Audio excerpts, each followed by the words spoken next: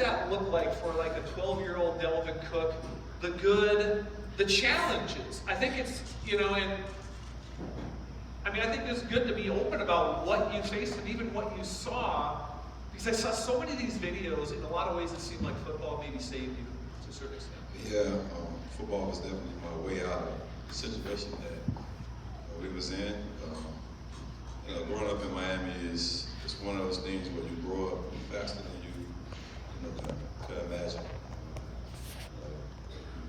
I started football when I was 4 years old. You start football younger down there, so you're on the park with older kids, on the park, a lot of things are happening. And we always think of a park as like a safe environment for us, but that was like more of like one of the craziest environments that I ever grew up in. I was just seeing a lot of things on the park and just being in that environment. But I know football was my way out, saving my family. So I dedicated that if I'm gonna do this thing, I'm gonna give everything for my mom, for my family, and whatever comes with the results come with it. And that's just how my mindset always been. Like, I know I'm blessed, and I know God's got a plan for me, and that was always my mindset of how I was gonna get that thing done. But Miami was one of those cities that could make you or could break you, and I just chose to make it out. Like, I wanted better for my mom, because I knew she sacrificed so much for me to be in the predicament I'm in right now, up in front of the stage talking to y'all. Just the young man I am today, just credit to her. And I wanted to do everything I wanted to do in life for my mom, and that was always my goal. But Miami was one of those cities to I wanted to leave, but I didn't want to leave because my family was there, but I knew it was better. And Minnesota pretty much saved my life basically, because seeing other than I never left Florida, to be honest. When you're from Miami, Florida and Miami is all you know. Like, you don't know nothing else. And my first time really leaving Florida was when I got to Minnesota.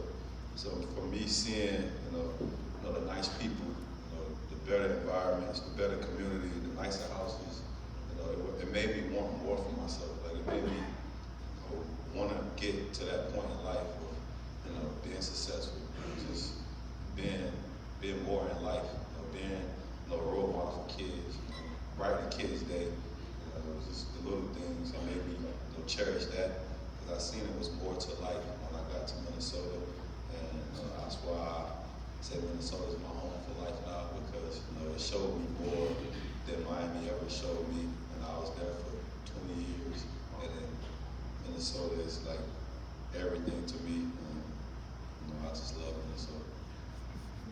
That's incredible.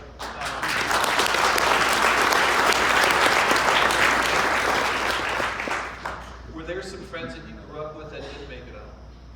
Yeah, like all my friends that I grew up with back home, half of them are deceased probably, and there was a crowd that I knew I had to break away from, because they didn't see the things that I wanted to see in life.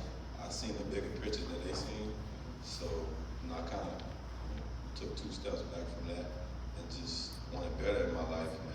And once people don't see the vision that you see, I think that's the sign of you going the other route. And that's how I always was. I was always a person that just been to myself and wanted more. When I didn't see other people wanted the same vision I wanted to see, I just always stayed to myself and just was quiet. Do you go back? I go back. My community, they praise my name a lot. I go back a lot because my high school and my little league teams and where I grew up at, my number 4 is it's like a prize. You get the number, you're the stud on the team. You're like the guy on the team. And I always go back and show them you put the number on, but it's bigger and it's more to that number. It's a life outside of that number. You could be a regular human being and affect people's life. And I always try to go back and show them that side of, the other side of Dalvin Cook outside of the home. You talk about your home life and it's different than what you see, and so often even in our program, one of the things that we talk about is every young person that comes into our program, regardless of the age, really, we should never assume that they come from the same environment that we do. And we're called to love them the way that Christ would love them, right? And in a lot of ways, shapes, and forms, I think Minnesota, it was just almost instantaneous. I mean, I kind of chuckle to think like, here comes Dalvin, 20 years old, and he goes from Miami to Minnesota, you know, and it's cold out and everything. What was that first, like, you knew of the weather. How shocking was that? I thought I knew. Exactly.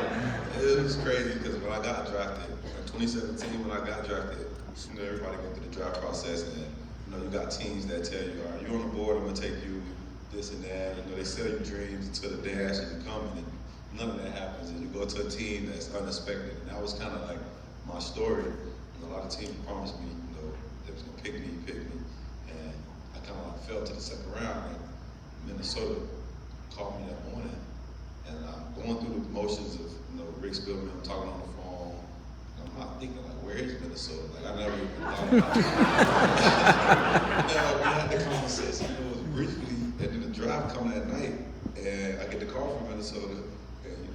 The thing come up on the TV, I get drafted, and you know, emotions go, and I look around, and my brother, I'm like, all right, well, Minnesota, where are we going? Like, what is this? And you know, we looked on the map, and it was like, you going, oh.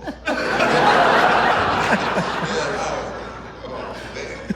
Then we started making calls, and then it was kind of, I was blessed enough to have a few guys from Miami, you know, Teddy Bridgewater, Xavier Rose. Those guys was like a big brother to me. Yeah. As soon as I got there, and, you know, I was blessed to have those guys on my corner. And people are saying like, you need a parka, and you're like, what's a parka? And I still don't know what that is. It was crazy, but the whole turnover from, you know, me going from hot state to me going straight to some snow, it was the ultimate experience of, and I think that was one of the craziest winters ever.